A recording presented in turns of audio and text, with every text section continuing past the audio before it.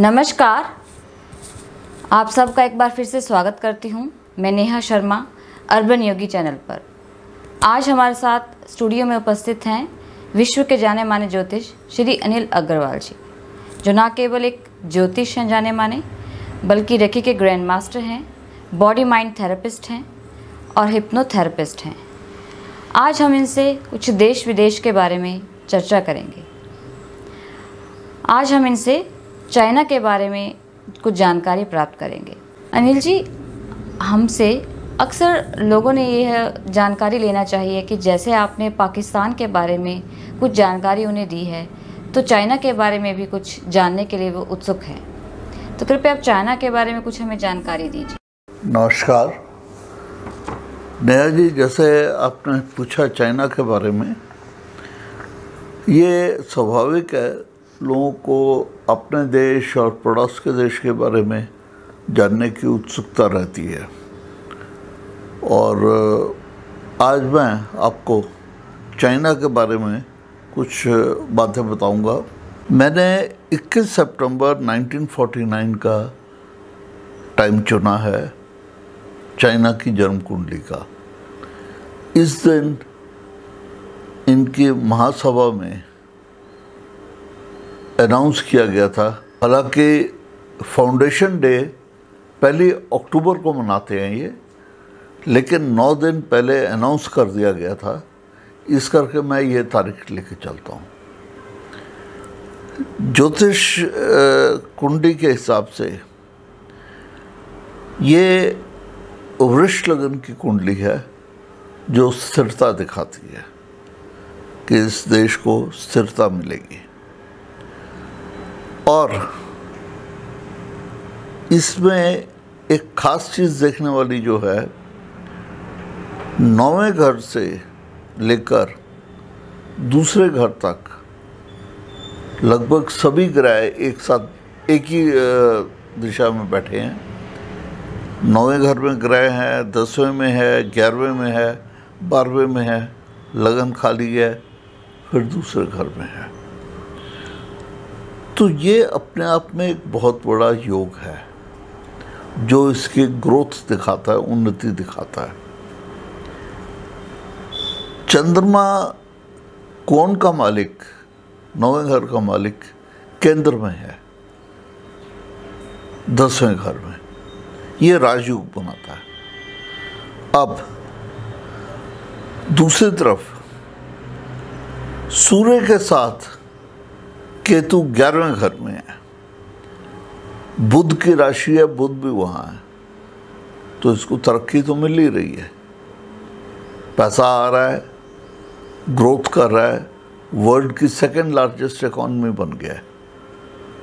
और कमाई कहाँ से हो रही है?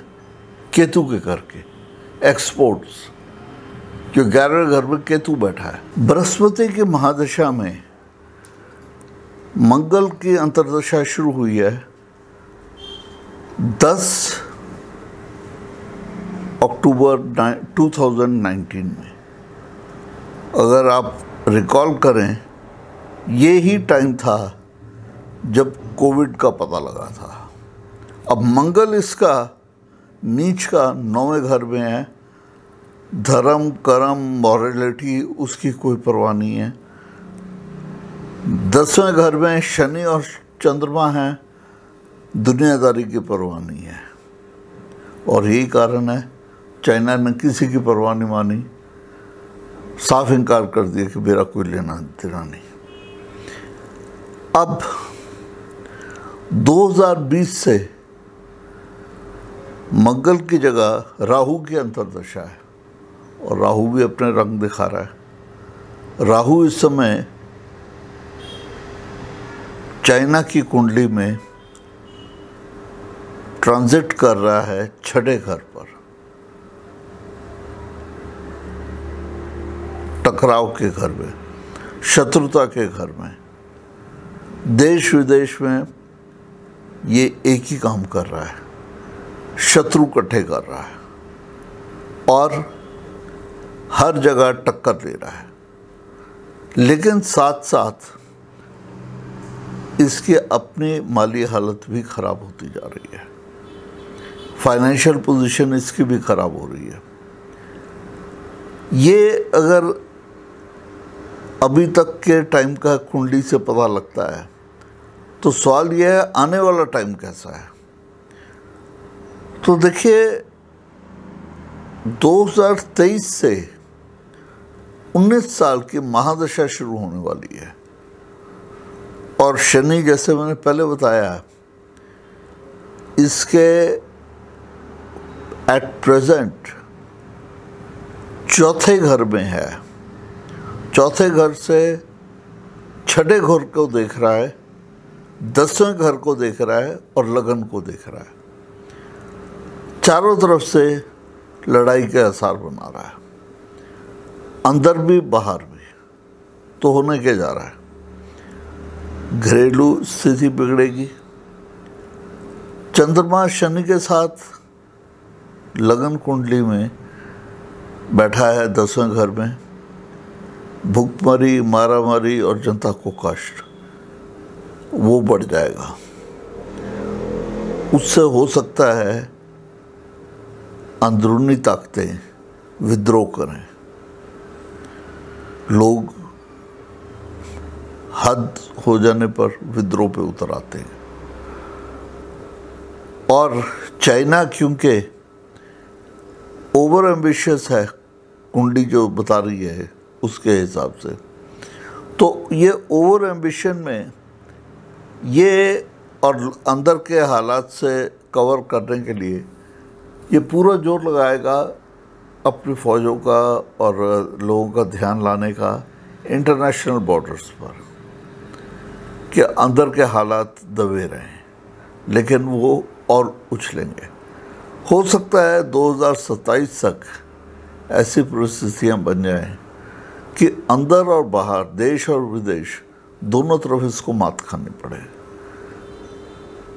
हो सकता है कहीं पे खाने की समस्या हो जाए, खाद्य सामग्री की कमी हो जाए और सिविल राइट्स इस हद तक बढ़ जाएं कि वहाँ पे ऑर्गेनाइज्ड क्राइम सरफेस कर पड़े, जिसको कुचलने के लिए इनको फोर्सेस दोनों फ्रंट्स पे लगानी पड़ेंगी। तो कुल मिला के 19 साल में ग्रो करेगा चाइना, लेकिन स्पीड कम हो जाएगी, फाइनेंशियल ग्रोथ में दिक्कत आएगी और साथ साथ इसके क्राइसिस जो हैं, इन डोमेस्टिक क्राइसिस, वो बढ़ जाएंगे, जिससे इसकी समस्याएं और बढ़ जाएंगी। बाकी तो ऊपर वाला जानता है। मेरे को जो दिखाई दे रहा है वो मैंने आपसे शेयर कर लिया। नमस्कार।